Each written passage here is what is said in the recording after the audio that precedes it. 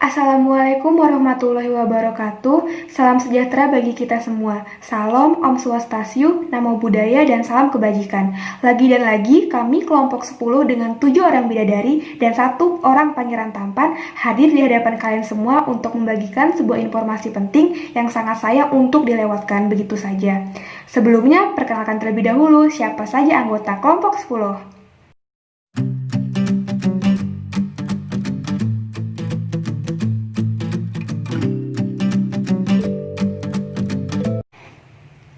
Tak lupa pula kami memperkenalkan kakak pendamping kami yang sangat cantik dan rupawan, yaitu Kak Nurdawati. Oh iya, sebelum kita masuk lebih dalam ke pembahasan utama, kami akan menyuguhkan informasi ringan sebagai pengantar terlebih dahulu, sehingga informasi dapat diresapi dengan lebih baik. Selamat menyaksikan, check this out!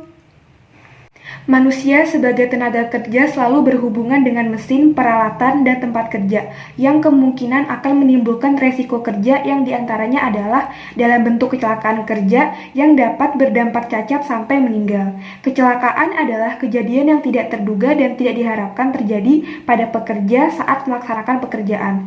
Kecelakaan dapat menimbulkan kerugian yang besar yang bermula dari kurang tanggapnya manajemen. Keselamatan terhadap resiko yang ada di lingkungan kerja tersebut. Ada banyak sekali bahaya yang bisa disebut hazard yang dapat menimpa seseorang dalam melakukan pekerjaan maupun profesinya, tak terkecuali tenaga medis khususnya perawat.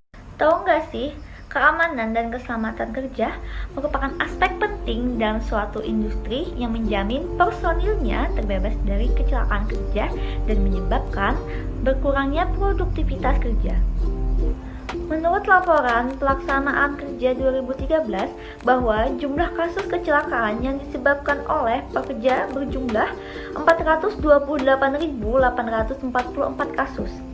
Di industri farmasi, bahaya potensial yang dapat terjadi adalah bahaya fisika, kimia, biologi, dan ergonomi.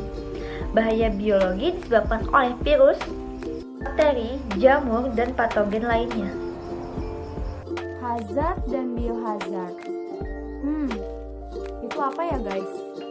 Jadi, hazard adalah suatu kondisi atau tindakan atau potensi yang dapat menimbulkan kerugian terhadap manusia, harta benda, proses, maupun lingkungan. Biohazard atau bahaya biologi dapat berefek pada manusia melalui kontak langsung dengan penularan agen perantara. Jadi, bahaya kerja biologi dapat didefinisikan sebagai debu organik yang berasal dari sumber-sumber biologi yang berbeda, seperti jamur, virus, dan bakteri, protein dari binatang atau bahan-bahan dari tumbuhan, seperti produk serat yang terdegradasi. Karena sudah dibahas tentang hazard dan biohazard, kita langsung saja ke topik utama hari ini, yaitu influenza. Kira-kira apa ya influenza itu? Adakah kelompok-kelompok berisiko yang terkena influenza? Bagaimana sih cara penularan virus influenza ini? Kemudian pencegahan seperti apa yang bisa kita lakukan untuk mencegah influenza? Dan yang paling penting, apa sih penyebab influenza ini? Untuk mengetahui jawaban dari semua pertanyaan itu, simak video kami. Influenza merupakan penyakit yang sangat menular. Penyakit ini merupakan penyakit sistem pernapasan mendadak atau respiratori akut dengan gejala panas, nyeri tenggorokan, batuk, nyeri otot atau myalgia, dan tidak nyaman badan atau melesa. Penyakit ini menular secara cepat di semua kelompok umur dan menimbulkan wabah raya atau wabah penyakit menular cepat atau epidemi. Influenza juga merupakan suatu penyakit infeksi saluran pernapasan akut atau ISPA yang dapat menyebabkan kematian nomor 1. Virus influenza tipe A merupakan virus yang paling sering menyebabkan terjadinya pandemi influenza. Pandemi influenza yang pertama kali terjadi adalah Spanish flu yang disebabkan oleh virus influenza tipe A dan subtipe H1N1 yang terjadi pada tahun 1918 di Spanyol. Dan yang kedua ada Asian flu yang disebabkan oleh virus H2N2 pada tahun 1957. Dan yang ketiga ada Hong Kong flu yang terjadi karena virus H3N2 pada tahun 1968. Pandemi influenza belum dapat diprediksi, namun dikhawatirkan akan ada pandemi baru yang disebabkan oleh virus H5N1. Jadi, influenza ini disebabkan virus family Orthomyxoviridae yang terdiri atas virus tipe A, B, dan C yang berdasarkan hemoglutinin permukaan dan antigen neuromidase. Nah, wabah influenza ini terjadi setiap tahunnya, meskipun berat dan kadang besarnya itu bervariasi. Kelompok yang berisiko tinggi untuk terjadi keluaran klinis yang mematikan disebabkan influenza yaitu perempuan hamil, orang tua berumur 65 tahun atau lebih, anak berumur kurang dari 5 tahun, orang yang berpenyakit radang paru menahun, penyakit sistem pembuluh darah jantung, penyakit pernapasan, penyakit imunosupresif, penyakit darah, penyakit metabolik terutama diabetes mellitus, dan petugas kesehatan di rumah sakit yang merawat pasien yang terjangkit virus H1N1. Gimana sih penularan dari influenza ini? Penularan virus terutama dari manusia ke manusia, yaitu melalui tetesan kecil pernapasan atau bisa disebut droplet respirasi yang besar, yaitu ketika seseorang yang terjangkit atau terinfeksi batuk atau bersin di dekat orang yang peka atau sensitif. Penularan ini memerlukan kontak atau sentuhan tertutup antara sumber dan penerima, karena droplet tidak tinggal di udara. Nah, bagaimana ya supaya kita tidak tertular? Tindakan untuk pencegahannya yaitu yang pertama, ketika bekerja dan bersentuhan langsung dengan orang lain, bisa menggunakan penutup hidung dan mulut atau masker. Jika bekerja kurang dari 1 meter dengan orang lain, mencuci tangan sebelum dan sesudah bersentuhan atau kontak dengan orang lain. Demikian pula segera sesudah melepas penutup hidung dan mulut merupakan tata langkah pencegahan untuk kebahayaan atau risiko terpercik ke muka atau tubuh. Bisa juga kita lakukan dengan vaksin. Nah, jadi vaksin influenza itu ada 2 cara. Yang pertama dengan cara dimatikan, terus yang kedua dengan cara diinaktifkan dalam parenteral, dan yang dilemahkan dengan oral atau nasal. Nah, selanjutnya nih contoh bahaya influenza, misalnya pada balita.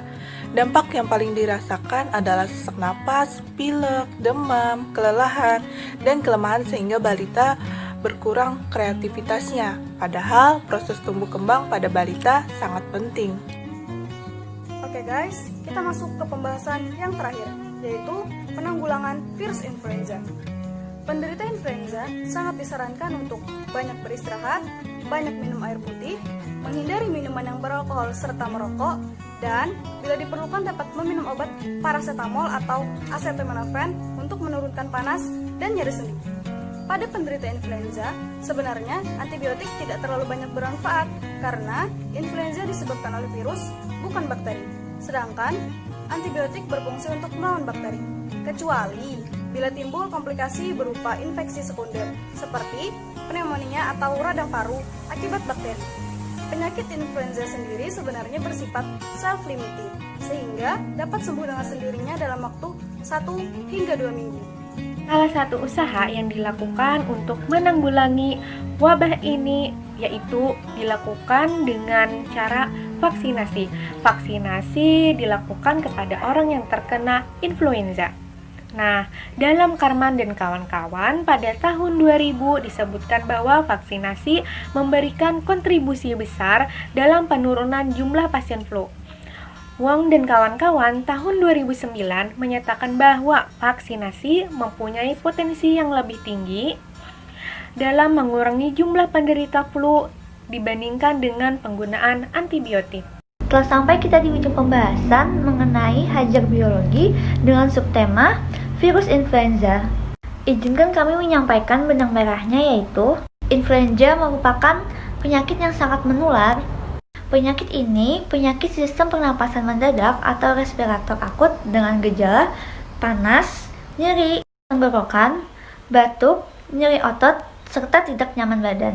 Penyakit ini menular secara cepat di semua kelompok umur dan menimbulkan wabah raya atau wabah penyakit menular cepat.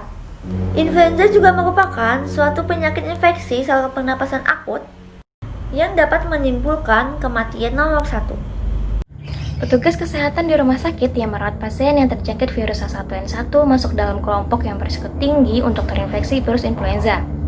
Penularannya bisa melalui droplet dan sentuhan langsung yang dapat dihindari dengan cara menggunakan masker, mencuci tangan sebelum dan sesudah bersentuhan dengan teman kerja di sekitar, dan pastikan bahwa kita sudah mendapatkan vaksin virus influenza. Demikian yang dapat kami sampaikan. Mohon maaf jika ada kekeliruan materi serta sikap kami yang kurang berkenan. Terima kasih telah menyimak panjang lebar pembahasan dari video kelompok 10. Semoga informasi yang kami sampaikan dapat diterima, diimplementasikan, serta dibagikan ke khalayak umum. Sekian dari kami, sampai bertemu di video-video berikutnya. Wassalamualaikum warahmatullahi wabarakatuh. See you!